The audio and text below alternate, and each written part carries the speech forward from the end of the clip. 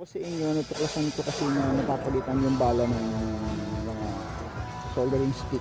So bumili ako ng soldering stick, yan nilagay ko na. Pinagkan ko yun, nakita nyo yung mga nasira na. Ito yan, kaya may nabibiling ganyan online. So ididikit mo lang. So ayun, pinagkan ko. Ngayon, di plug and play naman. Kasi wala namang masyadong dahil ayan, direkta naman siya sa 220. So ipapasok mo lang siya. So yun guys, sana mamaya yung nakabit gumana na. Bago na yan, kung tandaan nyo, ito yung luma, masyadong nakurta na yung luma. Pwede mapagamitan ko ng something. So yan yung luma. Heat sink siya, actually heat sink lang naman siya. Yan guys, naluma na. Yan, yung nakita niyo yung bago, wala kasi akong, wait lang, bumili na ako niyan kasi nag-research. Nakita ko lang online, so nakita ko may nabibili. Meron ba dyan? So bali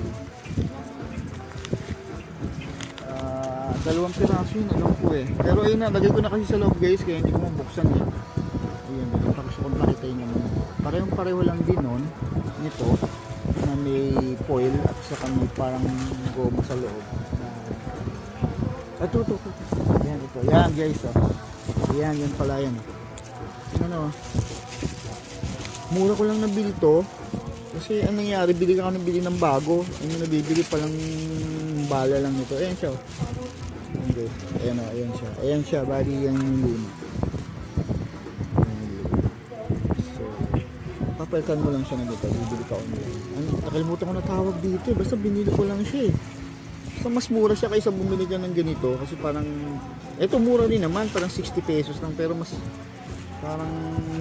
makamura ka na dito. Mura ko lang po dito. Yan.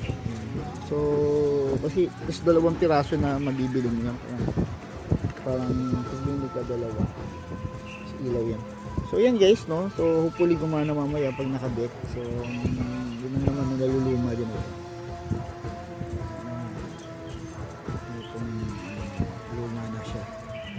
So, minsan pag hindi ka at least nakabili ng mura. Ayan, itong dalawang wire na yan, ididikit mo lang yan dito. Ayan, saksakan. So, direkta naman siya talaga. Ayan, ididikit mo lang siya dito. So, madali lang siya. So, ayan. Makakapag-spot ka na. Okay. So, yun lang siya talaga. Okay. Hopefully gumana. Hindi siya malagyan pa rin. May tatlo pa ako So kaya ito madaling masira kasi pag overuse kasi mainit siya, dapat to hindi binababad pag madaling masira siya pag babad siya. So, madali lang siya, plug and play lang guys. Sira na yung madumi yung mga foil dito siya nakakabit. Galing nito parang pag gagamitan ito. Naisip na so yun yung brand new. This is the brand new. Hindi pa natatanggal yung isa. Dalawa yan, binili ko online. Ayan siya heat sink yan, pinaka-unit guys. Ayan. May wire yan na dalawa. Direkta naman siya sa tutuan. So yan na, nakabit ko na siya dito. Yung dalawa. Hindi ko lang nakabit yung pinakabala. So, ayan guys, para makatipid kayo, hindi kayo bili ng ganito, bibili lang kayo ng heat sink. Okay, online lang. Nakalimutan ko sa yung pangalan, kaya hindi ko matanda kung Okay guys, dito na lang. Video na lang natin sa susunod.